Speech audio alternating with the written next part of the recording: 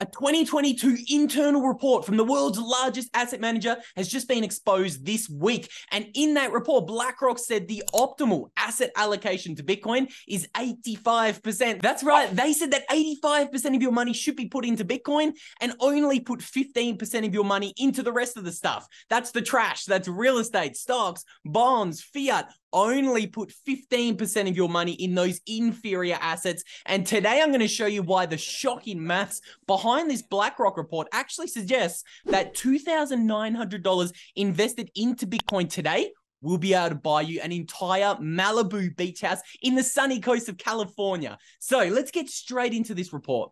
So here is the internal report from the $10 trillion asset manager giant BlackRock. You can see that they use some really fancy maths and fancy formulas, but all I'm going to point your attention to is that little line there where they say an optimal asset allocation portfolio for anyone is 85% Bitcoin, 9% invested into equities and stock markets, and only 6% of your money should be put into bonds. They said that this is the optimal asset allocation approach for anyone. So let's actually run the numbers. So you guys know I love to speculate on this channel. So today I'm going to run you guys through just a little bit of a hypothetical thought experiment. Let's suppose that the entire world is able to rebalance their portfolio in the way that the world's largest asset manager actually says is optimal. So there is $800 trillion around the world today. And again, this is a hypothetical scenario, but let's imagine that they successfully sell all of their trashy assets and they are able to actually put 85% of their money into Bitcoin. So again, we're assuming that there is no slippage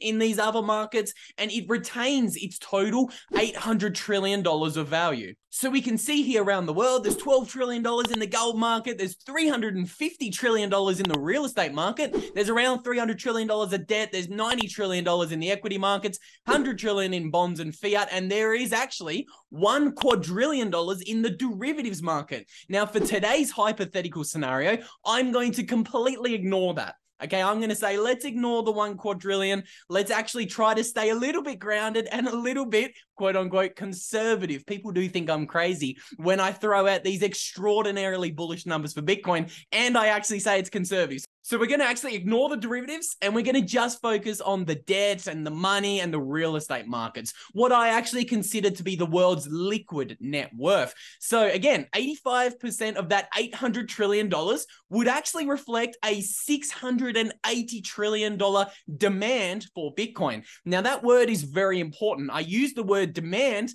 because it's going to actually tie into something called the Bitcoin multiplier effect that we're going to discuss a little bit later on into today's video. So let's assume we have $680 trillion of demand for Bitcoin. And let's also assume that that only pushes the Bitcoin market cap up by $1 for every $1 of demand. So that means Bitcoin in this hypothetical thought experiment would have a market cap of $680 trillion and the rest of the world's assets, so real estate, stocks, bonds, fiat, combined, they would only have a market cap of $120 trillion. Again, this is a hypothetical thought experiment, but this is what the world's largest asset manager is saying is an optimal portfolio allocation. So what is the price of Bitcoin in this hypothetical world? Well, it has a market cap of $680 trillion. And again, for this first maths equation we're going to run, we're going to assume that all of the 21 million Bitcoins are actually available for sale. So in this hypothetical world, you can see here that one Bitcoin would be worth $32 million. Okay, you can see my maths. It's all on screen. You can't call me a hopium dealer. This is just a hypothetical thought experiment. But what if I told you it's only going to get even more bullish? That first scenario actually assumes that all 21 million Bitcoins are actually available for sale. And we know that that is not the case. Let's dive a little bit deeper and get really bullish. So we know that around 4 to 5 million of the Bitcoins are actually lost forever. They haven't moved in over 10 years. And we can also see that over 78% of the Bitcoin supply has actually not moved in the past year. And I think that's an extraordinary figure because think about all the volatility we've seen in the past year. Bitcoins ran all the way up from 30,000 and 69,000, had a 75% crash down to 15,000. Bitcoin's doubled in the past 3 to 4 months off those November 2022 lows. It's now sitting around 30,000. And throughout all of that volatility, 78% of the Bitcoin suppliers just said, yeah, you know what? I don't care. Yawn. Hodl on, baby. That's what 78% of the Bitcoin supply has actually said. And we can see here what this means for the Bitcoin multiplier effect is that for every $1 that tries to flow into Bitcoin, it actually pushes the market cap up by a multiplier. So we can see this 12-year chart here, and it's actually tracking the amount of dollars that come into Bitcoin and what kind of effect it has on Bitcoin's market cap. So we can see here, let's take an average, be really conservative. Over the past 5 years of data, we can see that for every $1 that tries to flow into Bitcoin, it actually pushes Bitcoin's market cap up by around 3x. Okay, so we can actually see right now the Bitcoin multiplier effect is nearly at an all-time high. It is at 3.7x. And I'd like to point out on that chart there that 3.7x is really interesting because the Bitcoin multiplier effect has only been higher for around 12 months in Bitcoin's total 14-year history. So we can see that Bitcoin briefly popped above that 4x multiplier around 2020 and early 2021 as we were beginning to move into that bull market. But naturally, as Bitcoin started to get up around $40 to $50 to $60,000, what happened was that these long-term holders, these whales who held a lot of Bitcoin for a long time, they began to slowly sell their Bitcoin for a little bit of profit. This happens every bull market. And we can see that when these whales and long-term holders began to take some profits and sell some Bitcoin, when it was around $40, $50, and $60,000, this dragged the Bitcoin multiplier effect down. And we can see this actually happens in a very similar manner in every bull market. I wanted to point that out before we got into the bullish maths, because in the future, if there are no long-term holders actually selling Bitcoin, or if they are selling Bitcoin and the buyers on the other side of that transaction are bigger than the sellers, what happens to the Bitcoin multiplier effect? It goes higher. It goes to infinity, hypothetically. That's a little bit crazy, but I think we could see a world where the Bitcoin multiplier effect rises to 5x, 10x, 15x. So that is the Bitcoin multiplier effect today. Today, for every $1 that tries to buy Bitcoin, it pushes the Bitcoin market cap up by around 3.7x. Now let's do some maths. We have the multiplier effect, so let's assume that we do have this $680 trillion worth of hypothetical demand for Bitcoin.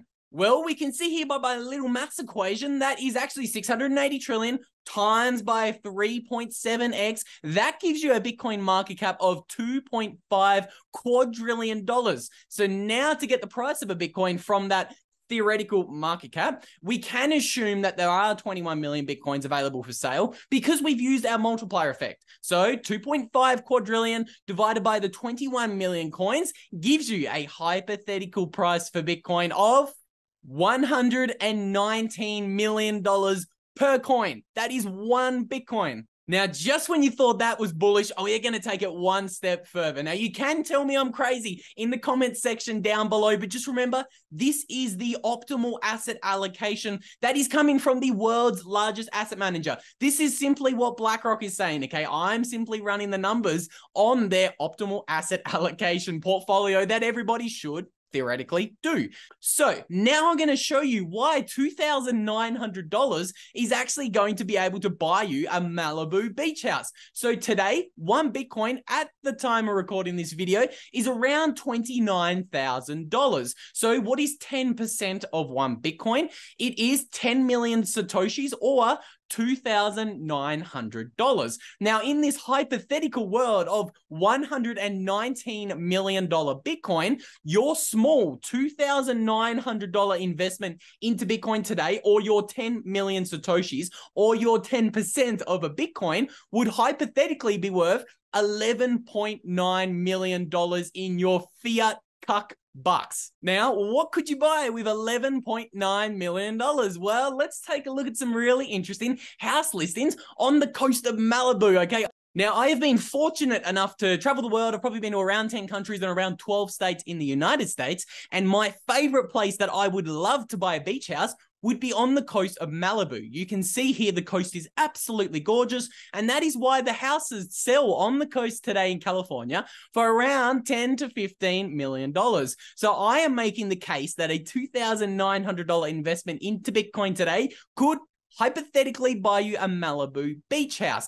And now this is where we're going to get even more bullish. I know what you're saying. Oh, Luke, like the world could hypothetically rebalance their portfolios perfectly into Bitcoin like that. Well, we're going to get even more bullish because that math scenario that I just ran you through for a $119 million Bitcoin assumes that the multiplier effect remains at 3.7x. And I believe we're seeing some data today that suggests that the multiplier effect could rise to 5x, 10x, or even 15x into the future. So the reason that the Bitcoin multiplier effect has actually been hanging around an all-time high in the past 2 and 3 years is because that we are watching an unprecedented supply suffocation. So I talk about this a lot on the channel, so I'll keep it brief. We can see from this chart here that for the first 12 years of Bitcoin's life, the amount of Bitcoins on exchanges only grew. We can see that coins were sent to exchanges to be sold for paper fiat profits.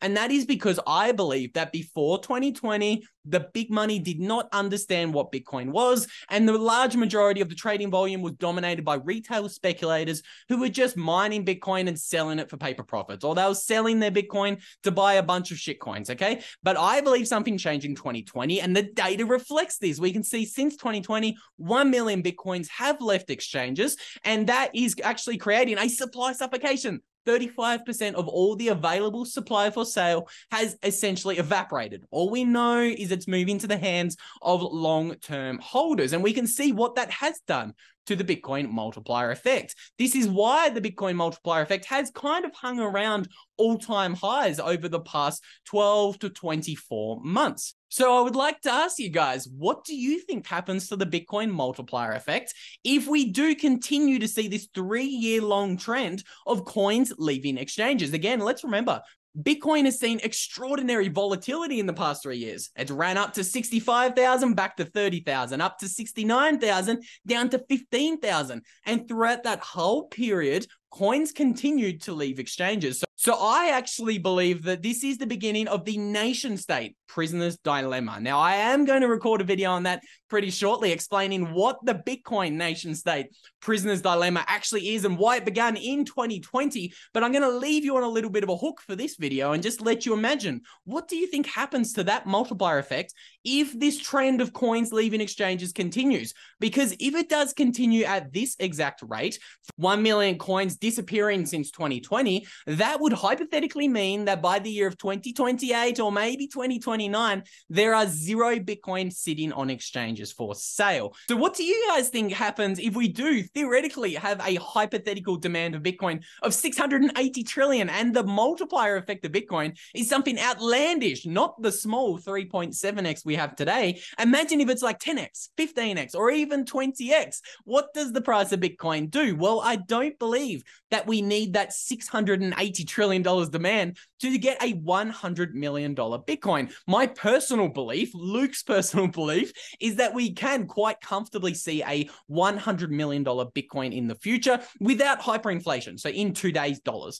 And then along a similar vein, what happens to the global economy? We do transition to a Bitcoin standard. Again, hypothetical scenario, but if there are no Bitcoin sitting on exchanges and they're all being hodled by people like Michael Saylor, who aren't selling their Bitcoin for 100 years, or nation states like El Salvador, who have actually seemed to stomach a lot of the volatility in Bitcoin, they continue buying the dip. I would like to remind the guys, Nayib Bukele actually came out when Bitcoin was at $19,000, and he said he was buying a Bitcoin a day for the country. So what happens in a world where coins do continue to leave exchanges and they're all being hodled, but we still have a global economy that actually has to facilitate $6.3 trillion of daily global trade, and Bitcoin's the money of the world. There's no Bitcoin available for sale, and the only Bitcoin that can facilitate that $6.3 trillion of global trade is actually the 900 Bitcoin that are being minted every day by the miners. Well, I'm going to give you a clue. The price of Bitcoin in this hypothetical world wouldn't be in the tens of millions, wouldn't be in the hundreds of millions.